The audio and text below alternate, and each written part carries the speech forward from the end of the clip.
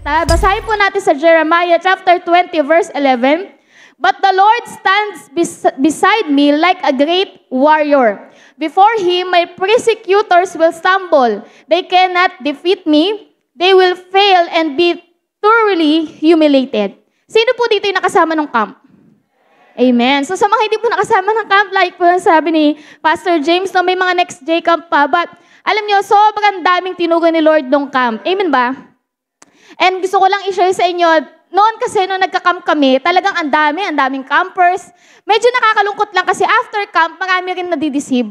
Tama ba? Maraming after ng camp, maapoy, tas after months lang, nababalitaan namin na wala na sa Panginoon or nanlamig ng kanyang pag-ibig dahil hindi agad sila naging mapagbantay.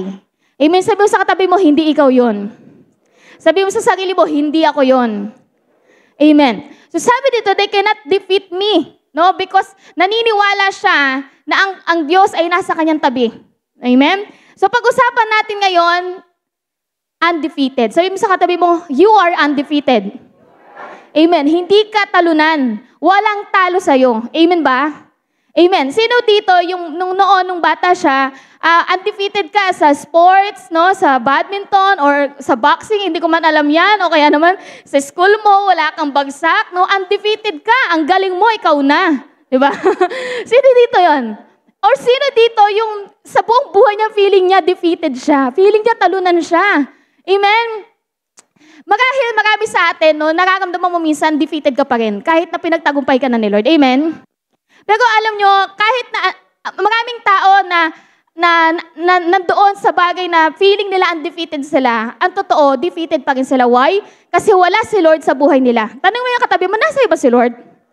Dahil pag nasa iyo si Lord, undefeated ka. Amen? Alam nyo, merong nag-iisang tao na nabuhay. At sasabihin natin siya ang pinaka-undefeated. Dahil kahit kailan, hindi siya natalo. Walang iba kundi si Jesus. Jesus is undefeated. Pwede ba natin sabay-sabay sabihin, 1, 2, 3, go. Jesus is undefeated. Kailanman hindi siya natalo. Amen? Praise God.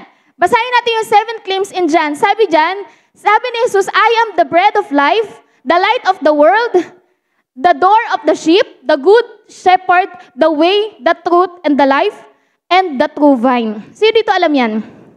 Halos lahat siguro alam yan, no? Na si Jesus ang tinapay ng buhay. Amen? Marahil, kiniklaim natin sa buhay natin na I am undefeated dahil nasa akin si Jesus. Pero ang totoo, katunayan ng buhay mo, no, lagi kang defeated, lagi kang natatalo. And I pray in Jesus' name, yung mga nag-camp, hindi kayo magiging defeated ulit. Lahat tayo ay undefeated, hindi ka matatalo. Amen? Basahin natin sa John chapter 11 verse 25. I am the resurrection and life. No, sabi ni Jesus, siya ang muling pagkabuhay at siya ang buhay.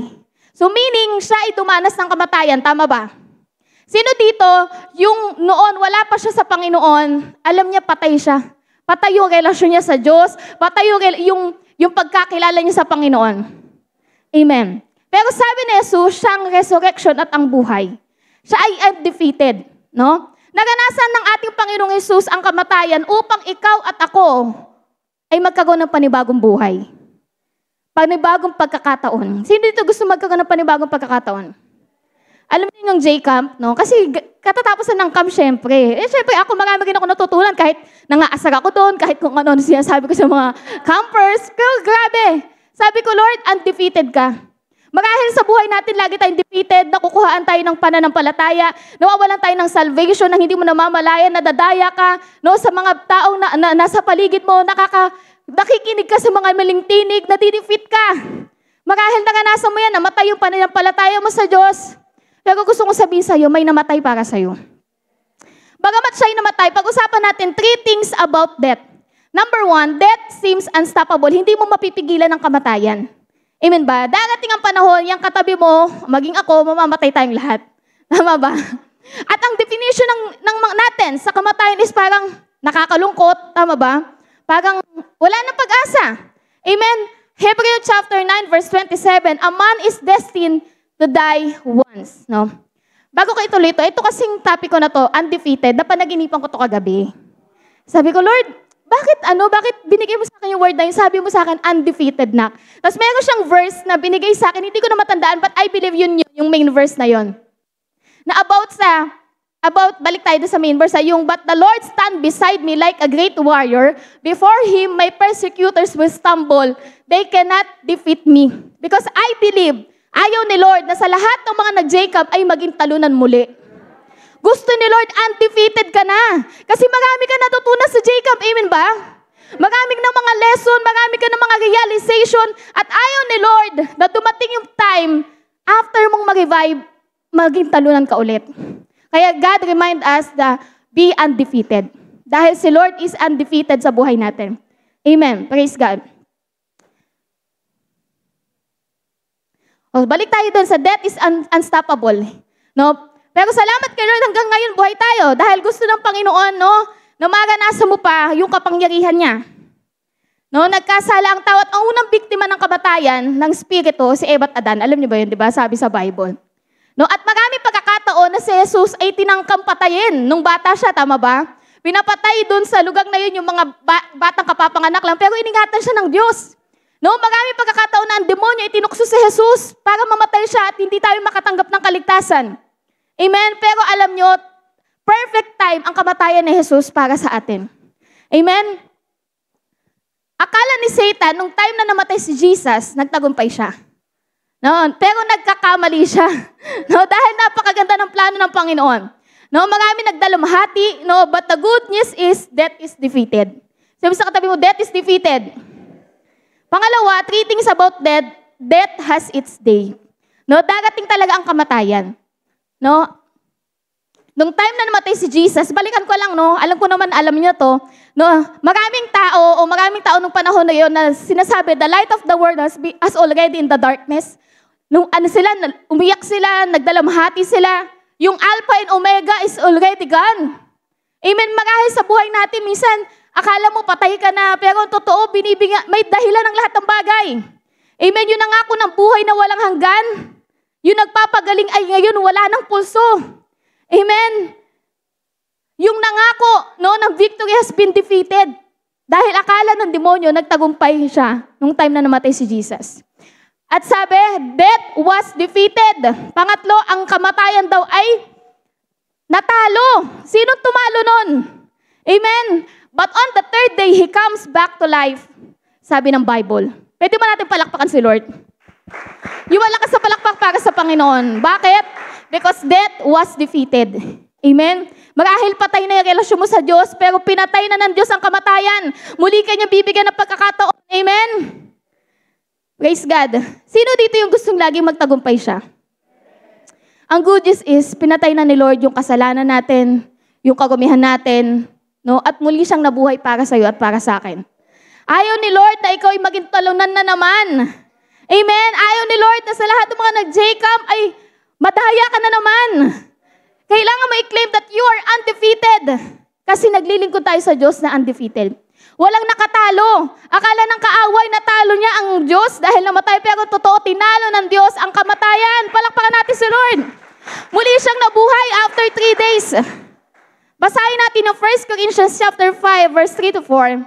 I pass on to you what the most important and what had also been passed on to me. Christ died for our sins, just as the scripture said, He was buried. Tama ba yung pagkakabasa ko? Buried. Ayun. So doon, He was buried. Basta yun na yun, may kama. Hindi siya tuldok, di ba? Kasi hindi natapos ang istorya ni Jesus. Amen ba? And He was raised from the dead on the third day, just as the scripture said. So kapatid, kung feeling mo, namamatay ulit yung relasyon mo sa Diyos, no, kasi wala ka na sa Jacob eh, wala na, hindi mo na makikita yung mga nangaasar sa'yo, nangaagaw ng salvation mo. Amen. Lagi mo maalala na may namatay para sa'yo. May nagtagumpay para sa'yo. Amen. Ngayon, gusto kong basahin tong kwento na to, and I know na may revelation si Lord dito. Amen. Sino dito excited? Amen. Sino dito naunawaan yung maikling background about death? Death is defeated, no? Tinalo ng Panginoong Jesus ang kamatayan. Pero kahit na ganoon, I know naman lahat tayo naiintindihan nyo, but dumarating sa point ng buhay natin, nagiging defeated pa rin tayo. Basahin natin to Joshua chapter 6 verse 15 to 19. Hindi ko na babasahin lahat, but basahin natin yung naka-red. 1, 2, 3, go. At huwag na huwag kayong kukuha ng anumang bagay na nakatakdang wasakin. Kapag kumuha kayo ng anuman, kayo ang magiging sanhi na pagkapahamak ng buong Israel. Okay. Itong kwento kasi na to, ito yung time na kinonquer nila yung Wall of Jericho. Tama? Sa mga nagbabasa ng Bible. Ayan. So, hindi nagbabasa ng Bible, hindi alam yan. So, meron instruction si Lord na malinaw dyan. At ang sabi niya, huwag na huwag kayong kukuha. So, yung time na yan, bumagsak na yung Wall of Jericho, may mga kailangan na silang gawin. Kukunin na nila yung mga kayamanan at ihahandog nila yung sa Panginoon. At ang bili ng Diyos ay huwag na huwag kang kukuha ng anumang bagay na nakatakdang wasakin para sa Kanya. So, nagtagumpay sila, nung sinunod nila, Joshua yung instruction ng Diyos, na bumagsak yung Wall of Jericho, nung time na sila yung nag-worship, no, nagtagumpay, praise God, undefeated.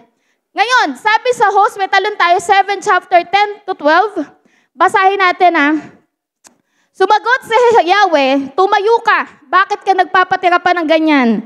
Nagkasala ang bayang Israel, sumira sila sa kasunduang ibinigay ko sa kanila, sapagkat kumuha sila ng mga bagay na nakatakdang wasakin.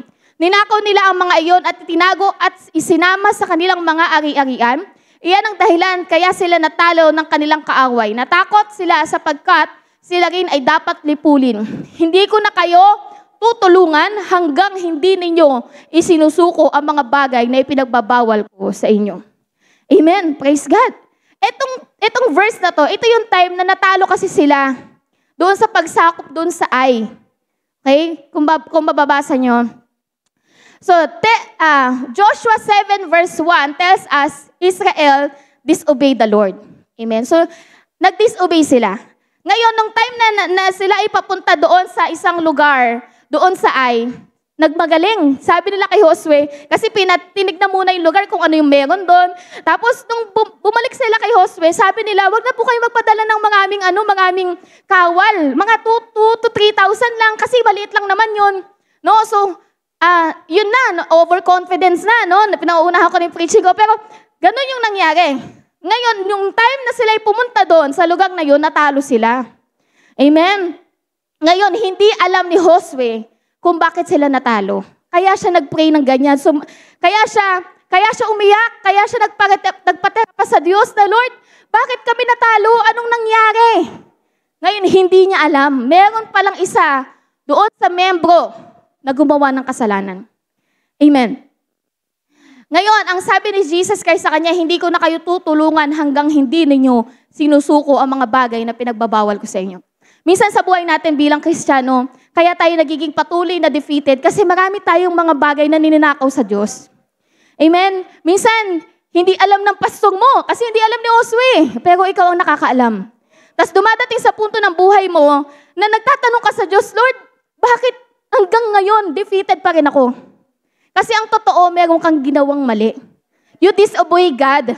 Tapos tatanungin mo yung sarili mo, bakit defeated pa rin ako? Oh, amen. Marahil sa Jacob, grabe ka nag-apoy, hindi ka naagawan ng flag ng ID. Ang galing mo naman. Pero nung reality na, nagtatanong ka pa rin, bakit defeated ka pa rin? Bakit ganun, Lord? Grabe ko naman iningatan yung salvation ko doon sa camp. Baka kasi makalaman ka, hindi ka spiritual. Amen? So dapat, bilang mga anak ng Diyos, kailangan maintindihan mong sumunod sa Kanya. Amen. For reason, mayroong 4 lang ako na reason na ibibigay sa inyo na dahilan bakit tayo patuloy na nagiging defeated. I believe that this is a reminder from God sa ating lahat, maging sa mga hindi nakapag-J-Camp, na kailangan nating maging sensitive. Amen. Isa pa sa natutunan ko doon sa J-Camp. No? Kasi kami mga staff and mga volunteer, kailangan talaga spiritual kayo. Hindi pwede kung ano-ano sasabihin mo, hindi pwede kung ano-ano gagawin mo. Tama? Kasi dapat lagi may purpose. Dapat laging naiintindihan mo yung ginagawa mo. Amen? Hindi yung parang gusto mo lang mang-asa, gusto mo lang gano'n. Hindi gano'n. Kailangan sensitive ka in spirit. Amen? So, 4 reasons why we remain defeated. Number 1, disobedience. Sabi mo sa katabi mo, disobedience. Very basic, tama ba? Pero ang totoo, sa buhay natin, nagdi-disobey talaga tayo. Kaya minsan, kahit anong camp, kahit ilang camp yung puntahan mo, kahit ilang real encounter, defeated ka pa rin. Why you disobey God? Amen? Sa Joshua chapter 7 verse 1, ngunit nilabag ng Israel ang utos ni Yahweh. Grabe no, buong Israel damay. Ang nagnakaw lang naman si Akan, tama ba? Tsaka yung pamilya niya. Pwede kasi nasa buhay natin, damay pati pamilya mo. Kasi disobedience nag-disobey ka kay Lord. Amen? Sabi dito, nilabag niyang Israel ang utos ni Yahweh na huwag kukuha sa Jericho ng mga bagay na pinapawasak ni Yahweh. Amen? Akan's disobedience was the primary reason for Israel's military defeat at Ai. So ang disobedience ng Israel, ang pinakadahilan kung bakit sila natalo sa labanan. Grabe, no? So yung maliit na pag-disobey mo lang pala, ang magiging dahilan bakit hindi ka magtatagumpay. Sabi sa katabi mo, be sensitive. Amen.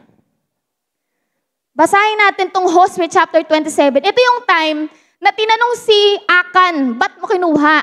Anong nangyari, Akan? Ba't ka nagnakaw? Sabi dito, sa mga bagay na nasamsam ko sa Jericho, may nakita kong isang mamahaling balabal na yari sa Babylonia. Halos 8 librang pilak at isang baretang ginto na mahigit pang 2 libra. Kinuha ko ang mga iyon at binaon sa lupa. Sa loob ng aking tolda, nasa kailaliman po ang pilak. Grabe, no? Dahil lang sa sarili mong pagnanasa. Dahil lang sa gusto mong magkaroon ng kayamanan. No? Sa Jacob, dahil gusto mong mauna sa pagkain, kapag-unahan ka. Tama? Dahil lang sa gusto mong manalo sa sa mga games, okay lang, kahit walang flag yung iba. Minsan ganun tayo, no? Minsan nagiging makasarili tayo. Minsan iniisip lang natin yung sarili natin, akala natin wala nakakakita. Pero, ang totoo, nagiging defeated ka kapag ka nakatingin ka sa mga material na bagay. Nagiging defeated ka pag nakatingin ka sa mga bagay na pansarili mo lamang. Sabi mo sa katabi mo, huwag kang makasarili. Amen? No, ang pinakamalaking pagmakakamali daw ni Akan ay ninakawan niya ang Jericho o ninakawan man niya ang sarili niyang mga tao. Ninakawan niya ang Diyos. Amen. Sabi sa katabi mo, ninakawan niya si Lord.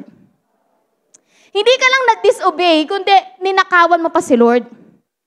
Pwede sa buhay natin, nag-disobey ka na, ninanakawan mo pa si Lord. Ano example nun? Tithes and offering. Baka kaya ngayon, hanggang ngayon, defeated ka financially, kasi nagnanakaw ka. Amen. Baka hanggang ngayon, kaya hindi lumalago yung Jacob mo kasi yung oras na dapat nilalaan mo sa kanila, kinukuha mo pa. Amen ba? Baka kaya yung pamilya mo hindi pa rin sumusunod sa'yo kasi baka hanggang ngayon, defeated ka pa rin kung paano sila aabutin.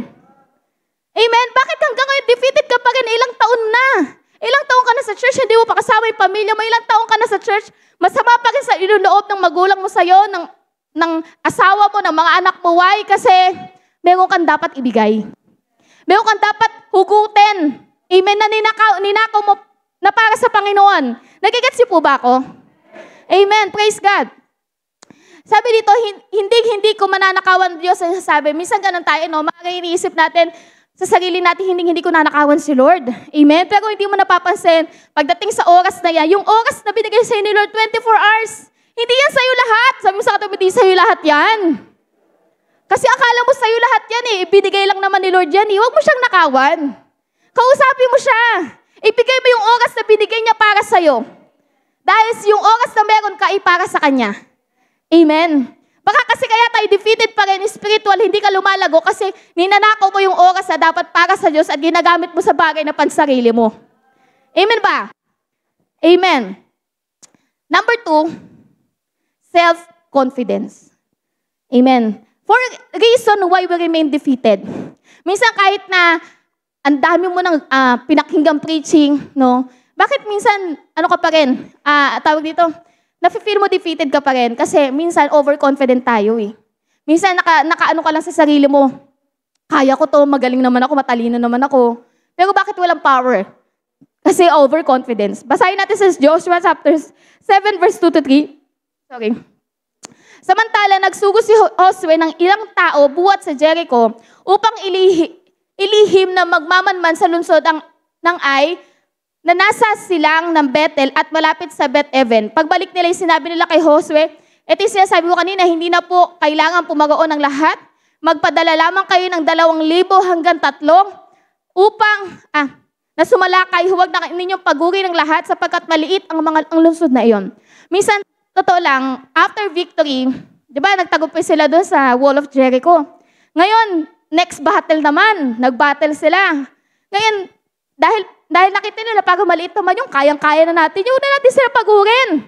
Minsan, overconfident tayo eh. Tama ba? Mas sabi natin, bawa sa Jacob, yung flag mo, ang hawak dapat sa flag 2 kamay. Pero dahil overconfident ka, na alam mo hindi ka mananakawan, mayabang ka, nanakawan ka. Amen ba? Sabi mo sa katabi, huwag kang overconfidence. Huwag kang masyadong pakampante na kaya mo lahat. Hindi mo kaya lahat. Kaya ni Lord sa buhay mo. At alam niyo pong malupit kasi dito eh. Dito sa kwento na to. Pero bago yun, sige, basahin muna natin to. So the Israelites were so confident in their own military power. They are figure that, hindi ko na babasahin, no? Masyado na mahaba. Our confidence is in the Lord. Sabi sa katabi mo, our confidence is in the Lord. So the reason why we remain defeated sa buhay natin, kasi minsan sobra kang confident. Naiintindihan naman ako ni Lord. Alam naman ni Lord yung pinagdadaanan ko. Hindi mo na ako pupunta ng church. Confident kang kakahabagan ka ng Panginoon. Eh, paano pag dumating yung time na wala nang kahabagan si Lord sa buhay mo? Sabi mo, huwag kang magpakampante. Kailangan mo maging mapagbantay. Kailangan mo maging sensitibo. Kasi kahit gaano pa kalalim yung naintindihan mo sa Jacob, kung masyado kang mayabang sa sarili mo, hindi ako naagawan ng plug, hindi ka na maagawan dito sa totoong mundo. Magulat kami, wala ka na. Sabi sa katabi mo, huwag kang masyadong kampante. Kasi, sabi niya, ang confident natin ay sa Panginoon. Be strong in the Lord. Saan ka na magiging matatag? Sa Panginoon lang. Hindi ka depende sa sarili mong lakas. Sa sarili mong kapangyarihan. Amen? Depende ka lagi sa kapangyarihan ng Diyos. Amen. Next, number 3. Malapit ang matapos. Number 3, reason why we remain defeated. No communication with God. Ito yung malupit kasi dito eh. Sabi dito sa Hosea chapter 7 verse 6 to 9, at sinabi ni Hosea, Panginoon, bakit po ninyo kami pinatawid ng ilog? Sinisi pa si Lord. Jordan, kung ipapalipol din lamang ng mga Amoreyo, babuti pa'y nanatili kami sa kabila ng Jordan. Anong sasabihin ko, Panginoon, ngayon umatras sa laban ang bayang Israel? Minsan sinisisi pa natin talaga si Lord eh. Hindi ka naman nag-pray ng isang buong linggo. Sasabihin mo kay Lord, Lord, bakit ganito nangyayari sa buhay ko? Tama ba ako? Kaya tayo minsan defeated pa rin sa buhay kasi wala ka talagang totoong komunikasyon sa Diyos. Very basic, amen po ba? Pero totoong nangyayari at alam mo yan sa sarili mo. Amen? Maging ako. Alam ko sa sarili ko may mga time na kaya ako defeated kasi wala akong communication kay Lord. Hindi ko siya nakakausap. Amen? Sa J-Camp, kapag yung communication mo doon sa camp pastor, hindi mo maintindihan, talagang madadaya ka eh. Amen? May 2 flock leader doon na daya. No? Kasi isusurrender mo lang yung flag dapat sa camp director. Kaso nadaya sila. Walang communication eh. Hindi mo pinakinggan ng mabuti. Hindi mo pinakinggan mabuti kung ano instruction ni Lord. Kaya naman, defeated ka. Amen ba? Praise God. Continual communication with the Lord is essential for all Christians. Amen? Napakahalaga ng continuous na pakikipag-usap sa Diyos. Kasi alam niyo ba, bago sila pumunta sa battle, hindi sila nag-pray. You have to pray before the battle. Kasi bakit mo tatanungin si Lord na gano'n yung nangyari? Hindi mo nga alam kung ano instruction ni Lord eh. Nagdesisyon kayo na pumunta na 2,000 lang, 3,000 lang papupuntahin doon. Galing ba kay Lord yun? Hindi, galing lang sa tao yun. Napansin nyo, hindi sila nag-pray. Tapos tatanungin mo si Lord, bakit kayo talo? Eh wala kang malinaw na instruction sa Diyos eh, bago ka pumunta sa battle. Amen? So kaya tayo minsan defeated kasi hindi ka muna nagpe-pray. Sabi sa katibo, mag-pray ka kasi. Amen? Alam niyo, nakakatawa ng J-Camp. No, bagamat kami mga staff, no, ina-assert namin sila, no, kasi kami nag-represent na parang manggugulo sa kanila, no. Alam niyo, nakakatawa kasi yung mga campers, spiritual sila. Nagpe-pray sila. Naalala ko si Erica. Si Eric kasi nung last J-Camp, taagawan ko siya ng ID. Dahil naging sensitive siya, kahit anong mangyari, hindi niya binibitawan yung ID niya. Tapos every time nakukuha ko siya ng ID, hahawakan niya yun, tapos alam niyo sinasabi niya, nagpipray siya. In Jesus' name, Lord, hallelujah, we worship you. Nagkaganon siya, nagpipray siya kay Lord. Ibig sabihin, meron siyang communication with God. Iniingatan siya ng Panginoon at alam niya yung dapat niyang gawin. Amen ba? Kung overconfident ka lang, lakad-lakad ka lang ganyan, di mo lang kuha na yung ID mo, wala eh. Sobrang confident, dapat lagi ka nagbabantay at meron ka communication sa Diyos upang hindi ka madaya. Upang alam mo yung gagawin mo. Amen. Praise God. Sabi-sabay natin basahin, 1, 2, 3, go, yung yellow sa baba. 1, 2, 3, go. You have to pray before the battle. Marami tayong battle sa buhay, tama ba? Huwag kang overconfident at everyday maganda ang buhay. Everyday may battle. Kaya dapat everyday you pray. Sabi sa katabi mo, mag-pray. No, hindi porket ang apoy-apoy mo sa J-Camp. No, wala na, hindi ka na mag-pray. Hindi, dahil ko natutunan, okay na yan, Lord, tulog muna ako mga 5 araw. Diba? Di mo alam. Wala na, nadaya ka na. Praise God. Next. Number 4, reason why we remain defeated, undisciplined. Sabi mo sa katabi mo, undisciplined. Alam nyo, nung time na nagbabantay kami doon sa girls na room, may kwento din ako kasi narinig ko si Paul, may kwento rin siya eh. Sabi, kasi ang dumi talaga nung sa may CR, tsaka nung sa heg.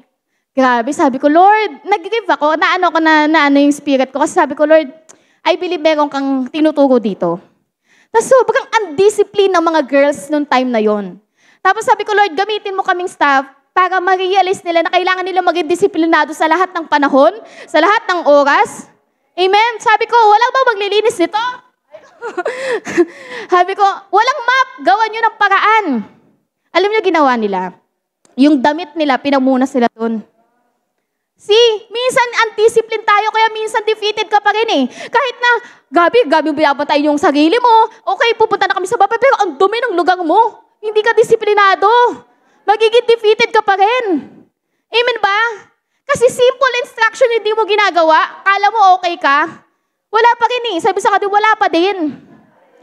Alam niyo, natuwa ko doon sa nag-represent ng yung dalawa, yung gamit nila, pinamunas nila. Tapos naiyak ako, nakasabi ko, grabe, Lord, alam ko na yung mga tao na to, kinausap mo. No? So pinunasan nila yon, paulit-ulit na pinunasan. So, ibig sabihin may paraan, wala lang tayong disiplina. Amen po ba? Kaya minsan, defeated ka pa rin eh. Kasi wala kang disiplina. Hindi ka nagpapadisiplina kay Lord. Amen. Kailangan mo magpadisiplina sa Diyos na, anak, gabi na, huwag ka na mag-cellphone. Mag-pray ka na, magpadisiplina ka naman. Anak, ang gulo ng kama mo. Kasi sinasang namin sila, ganyan ba kayo kagulo? Ang ganda nyo, pero ang gulo ng kwarto nyo. Ginagano namin. Kasi kung hindi mo gaganunin, paano nila malalaman yon? Hindi nga tayo ginagano ni Lord eh. Grabe pang ating minahalin, anak, ganito ganito lang ganyan. Tama ba? Kailangan maging disiplinado ka. Si Akan, hindi siya discipline. Why? Kasi may instruction si Lord, pero hindi niya sinunod. Naging makasarili siya. Iniisip niya lang yung sarili niya, na may kayamanan ako, ibabaon ko to, hindi naman ito makikita eh. Pero ang totoo, undiscipline siya. Magiging defeated ka pa rin kapag undiscipline ka at hindi ka nagpas-disiplina sa Panginoon. At kapag undisciplined ka, madadamay ang lahat. Tama? Grabe, yung mga girls, undisciplined lahat. Sabi ko, undisciplined kayo lahat. Hindi kayo naglilinis, ganyan. Pero may naglinis sa dalawa. Ano nangyari? Nadamay lahat, di ba? Naging malinis. So pag disciplined ka, madadamay ang lahat sa'yo. Mahahawa sa'yo. Amen ba? Pag undisciplined ka, ang gulo mo, magugulo rin ang lahat. So, church, sa buhay natin, kasi kailangan natin maging disiplinado. Nang sa gayon, madamay, pati pamilya natin. Hindi tayo madamay katulad dito ni Akan na pinatay sila ng Panginoon, pinagusahan sila dahil undisciplined sila makasarili sila. So, para hindi tayo dumating sa point na maging defeated ka, magpadisiplina ka kay Lord. Amen. Kapag tayo daw pala, wait lang sino dito gusto niya maging undefeated siya? Yung katulad ni Jesus na kahit anong tukso sa kanya ng kaaway, ng dyablo, hindi siya naging talunan. Alam niya yung gagawin niya. Amen? Sino dito yung gusto niya na kahit anong panggugulo sa'yo ng demonyo, kahit anong bulong sa'yo, wala kang talo? Sino gusto yon? Amen. Manatili yung apoy mo hanggang dulo. Amen. Be undefeated. Dapat hindi ka na lagi na-defeat. Amen. Basahin natin to. Patapos na ako. Kapag tayo ay bumalik sa Panginoon, ang ating pagkatalo ay maaaring palitan ng tagumpay. Sino dito gustong magtagumpay? Amen. Sa lahat ng naging defeated, alam mo, naging defeated ka sa maraming pagkakataon, balik ka lang kay Lord. Kasi bibigyan ka niya ng katagumpayan. Amen. Yung mga naglinis, may demerit yun, di ba, Sis Kate? No, minsan pagka nagpapaayos tayo kay Lord, nagpapadisiplina tayo, may blessing si Lord eh. Tama? Amen. Basahin natin to. Search me, O God. I know my heart. Test me and know my anxious thoughts. See if there is any offensive way in me and lead me in the way everlasting. Lagi tayo magpa-search sa Panginoon. Kasi kung gusto natin maging undefeated yung buhay natin, huwag kang mag-disobey, huwag kang magkaroon ng overconfident. O kaya naman, huwag kang maging undisciplined. O kaya naman, makipag-usap ka lagi sa Diyos. Search me, O Lord, ayoko maging defeated sa lahat ng pagkakataon ng buhay ko. Tulungan mo ko. Sino ito gusto tulungan ng Diyos? Amen. Praise God. Sabi mo nga sa sarili mo, I am undefeated. Amen. Bakit? Kiklaim natin yan. Sino dito alam niya undefeated siya? Claim natin yan. Why? Death has been defeated. Amen? Yung kamatayan ay tapos na sa buhay natin. Tayo ay wala ng talo at wala ng kamatayan. Why? Kasi si Jesus ay nagtagumpay na. Death is turned into victory. Amen? Sino dito gusto niya, yung dating patay sa buhay niya ay magkaroon ng katagumpayang muli? Amen? Praise God. Basahin natin yung John chapter 11 verse 25 to 26. Jesus said to her, I am the resurrection and life. He who believes in me will live, even though he dies, and whoever lives and believes in me will never die. Amen. Praise God. Sino ito gusto yon? Amen. So, maniwala ka lang sa Panginoon. No, magpa-search ka lang kay Lord. No, yung mga bagay na feeling mo defeated ka pa rin, pakorek ka sa Panginoon. Huwag natin gayahin si Akan. Amen. Baka hanggang ngayon Akan ka pa rin, kaya hanggang ngayon damay pati pamilya mo, damay pati yung kaibigan mo o workmate mo o sino mang inaabot mo, damay pati Jacob mo kasi Akan ka pa rin eh. Disobedience ka pa rin. Amen?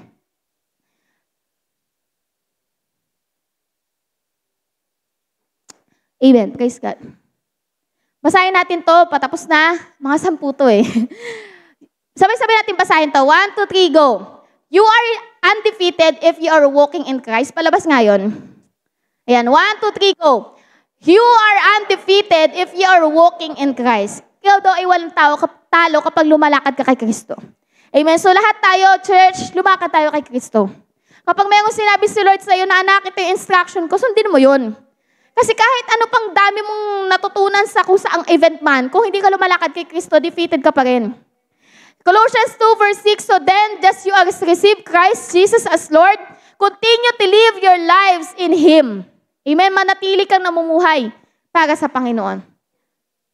You are undefeated if you obey Christ. Hindi ka magiging talunan kapag sinusunod mo si Jesus. Amen? Sundin mo lang si Lord. Amen? Para magtagumpay ka. If you consent and obey, you will eat the best. Ano sabi daw? The best of the land. Kapag sumunod ka, may the best na mangyayari sa'yo. Kapag hindi naman, may worst naman na mangyayari sa'yo. Ganun lang eh, tama ba? At ang prayer ko, lahat ng mga nag-Jacob, lahat ay patuloy na magiging undefeated. Praise God. You are undefeated if your confidence is in the Lord.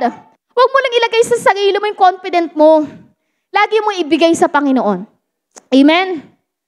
Ito, ang ganda ng sinabi dito sa Jeremiah chapter 20 verse 11, yung vain verse natin. But the Lord stands beside me like a great warrior. Before Him, my persecutors will stumble. They cannot defeat me.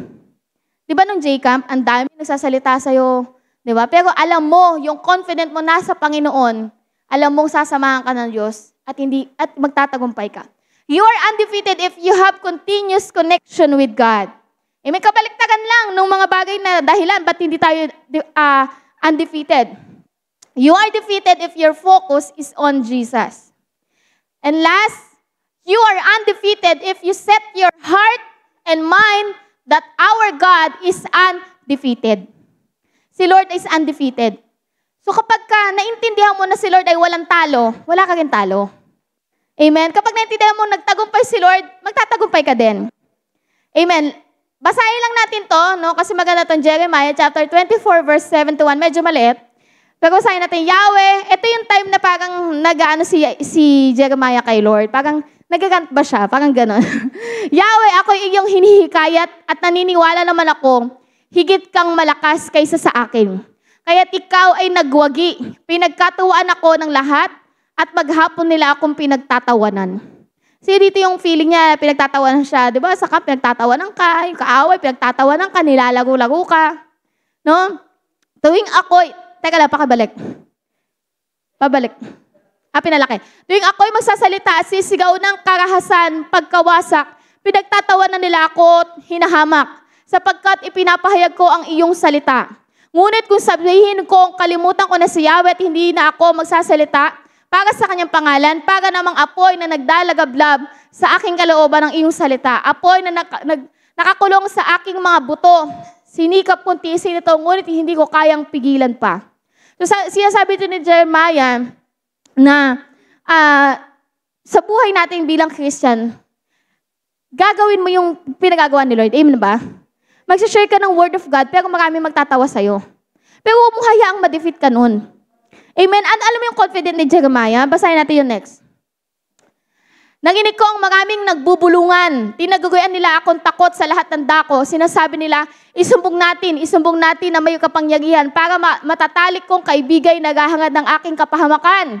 Minsan yung mga kaibigan natin malalapit sa atin yung nagbibigay sa atin ng kapahamakan. Amen ba? Pero huwag kang magpapadefeat. Amen? Marahil ay malilin lang natin siya pagkatapos hulihin natin at paghigantihan. Subalit, ito yung confident niya yung faith niya na dapat ganun din tayo. Pwede natin sabay-sabay basahin. 1, 2, 3, go. Subalit ikaw, Yahweh, ay nasa panig ko. Tulad sa malakas at makapangyarihang mandirigma, mabibigo ang lahat ng umuusig sa akin, mapapahiya sila at hindi magtatagumpay kailanman. Sabay-sabay natin basahin to. Next. 1, 2, 3, go. In Christ, I am defeated. Undefeated. Tayong lahat ay tumayo. Amen. Hallelujah. Sino pong naunawa ng Word of God? Sino pong na-remind? Amen. Ayaw ni Lord na maging defeated ka. Gusto ni Lord hanggang huli undefeated ka. Dahil ang Diyos ay undefeated God. Kailanman hindi siya natalo. Kailanman walang nagtagumpay na gawa ng kaaway sa Kanya at sa iyo din. Amen ba? Praise God. Sige po, palakpakan natin ang Panginoon. Hallelujah. Praise God. Tawagin ko pa yung worship team. And habang inaantay po natin sila, pwede ba tayong yumuko? Pwede ba natin hihin sa Panginoon na, Lord, patuloy mo kaming bigyan, Lord, ng kalakasan. Tulungan mo kami, Panginoon, na ma-overcome yung mga panggulo ng kaaway sa buhay namin. Tulungan mo kami na maging mapagbantay pa sa lahat ng aming gagawin. Na kami ay maging undefeated, Lord. Na kami, Panginoon, ay hindi matalo sa anumang labanan sa aming paglilingkod sa iyo, Panginoon. And Lord, salamat sa pagpapaalala mo sa amin ngayong hapon na ito. Na Lord, that you are undefeated God. Kailanman, Panginoon, hindi ka natalo. Kaya naman, we believe na kailanman din, Lord, hindi kami matatalo kapag kami nasa iyo. Tulungan mo po ang bawat isang narito sa amin, Panginoon. Sa iglesyang ito, Lord, na kami patuloy na manalo, patuloy na lumakad sa kalooban mo, patuloy na sa'yo tumingin, sumunod sa'yo, Panginoon. Dahil ayaw mo, Lord, na kami maging defeated. Gusto mo, Lord, madatnan mo kami, Lord, na kailanman, Lord, hindi natalo dahil, Lord, ikaw ang tagumpay namin, Panginoon. Hallelujah.